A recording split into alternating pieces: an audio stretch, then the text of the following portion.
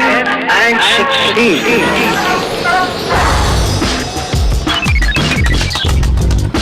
I got involved in missile defense because I saw it as one of the greatest challenges of this whole generation.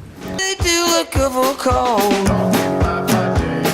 I hope I die before I get old. It's my generation.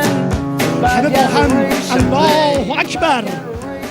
And I originally thought that the big challenges in missile defense were the technological challenges, the technical challenges. What I quickly discovered is that technical challenges have technical solutions. They're usually not that hard. If you invest the money, you can find solutions. The much tougher problems and the more interesting problems are political problems. So that's how I got into the political side of this equation.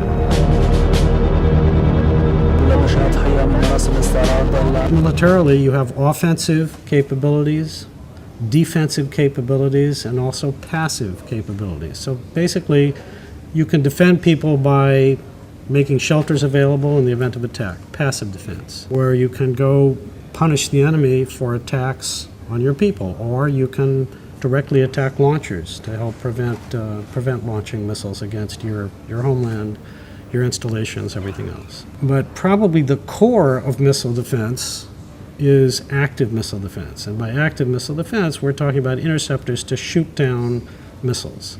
So you try to create a situation where they never get into the air. Either you destroy the launchers, politically you prevent the war from happening, you prevent the enemy from ever acquiring the weapons, but once missiles are in the air coming at you, you have to be able to shoot them down. So to do that, you need to have bullets that you can shoot a missile down with. Let me try to lay out what I see as the global challenge. As we look across the board, we look across the world at Islamist bad actors, terrorist groups, rogue states.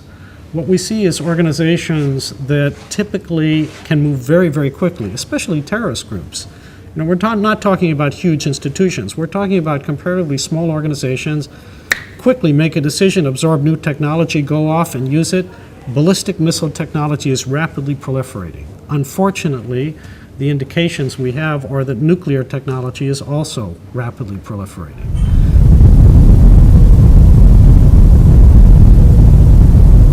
What that means is these very thin, fast-moving organizations are very quickly getting to the point where they will have tools which are extremely dangerous. Now, if you look at countries, it's a big institution, many, many layers of decision makers. Not so easy for an institution like that to quickly make a right turn, change course, and start looking at rebalancing the military and security investment across the board. Look at the rate at which new kinds of weapon systems have been absorbed into military structures. It's always been very slow. Our challenge now is to speed that process up. It cannot continue to remain slow. If we're going to succeed against very fast-moving terrorists with brand new technology, very dangerous technology, then we will have to find a way to move quicker than big military institutions normally move to respond. Historically, this process has not been very successful because historically the big empires ended up lasting, they were around for a while, and then barbarians basically came in and destroyed them, right? But we do have tools now that we haven't had in the past. First of all, we have democracy, meaning we have the capability to have non-government organizations like yours, like the Israel Missile Defense Association, for example, which can get out there and provide another force which, using the tools of democracy and the tools of modern media, can influence both governmental institutions and influence the public quickly. That's something that was never possible before. That's something a little bit unique. So I think that's our big asset, to use the tools of democracy, the tools of modern media, to more quickly than we've been able to in the past to rebalance what we're doing against the new threat. Educating the public, raising awareness of what the options are. We have to do this, and we have to do it quickly. You know, people call it, we don't want to fight the last war. Our problem right now is we have to work on fighting the war before last.